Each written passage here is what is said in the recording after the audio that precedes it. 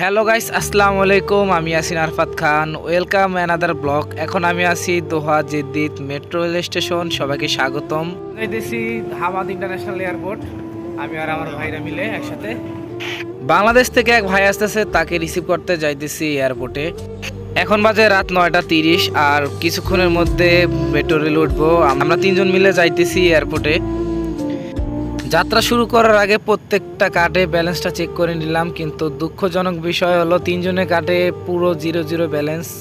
এজন্য নতুন করে 10 রিয়াল করে রিচার্জ করে নিতেছি, আর ভাই যে আসবে তার জন্য একটা নতুন কার্ড নিয়ে নিলাম। খুবই ভালো লাগতেছে যে কারণ অনেক দিন পর তার সাথে দেখা হবে। এটা হলো জেদ্দিদের মেট্রোর যে স্টেশন, এটার ভিউ। এখন কার্ডটা নিয়ে চলতেছি, পাঞ্চ করে যাব। অলরেডি অনেক সময় হয়ে গেছে, তাই তাড়াতাড়ি যাওয়া লাগবে, এজন্য নামতেছি। এখন চলে আসলাম যে মেট্রোর চলাচলে এটার সামনে।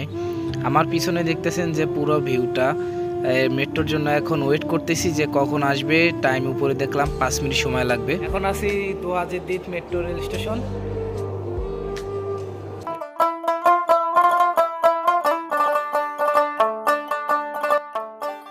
এখন মেট্রো রেল চলে আসছে।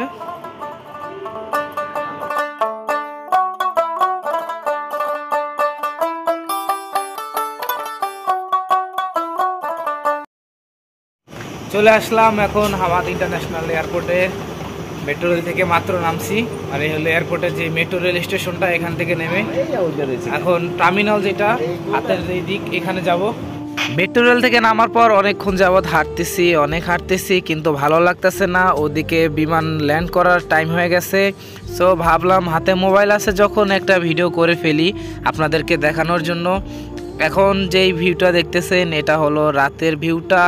চলে আসলাম যে পার্কিং এরিয়া, সেখানে রাতের ভিউটা খুবই ভালো লাগতেছে, দেখতেও সুন্দর লাগতেছে।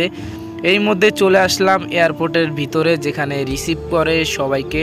বাংলাদেশের থেকে কাতারে যেই এয়ারপোর্টের রিসিভ টার্মিনালটা, সেটা খুবই আলাদা, দেখতেও সুন্দর লাগতেছে এবং ভালো লাগতেছে। সবাই ওয়েট করতেছে, যার যার আত্মীয় আসবে, ফ্রেন্ড আসবে, তাদের জন্য।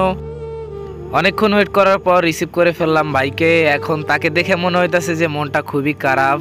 ওভার জীবন এমন একটা জীবন যেখানে আসলে সব কিছু ভুলে যেতেই হবে, তাই ভাই তাকে বুঝাইতেছে।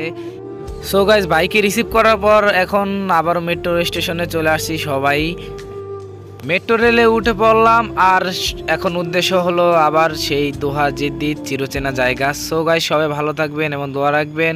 আসসালামু আলাইকুম, আল্লাহ হাফেজ।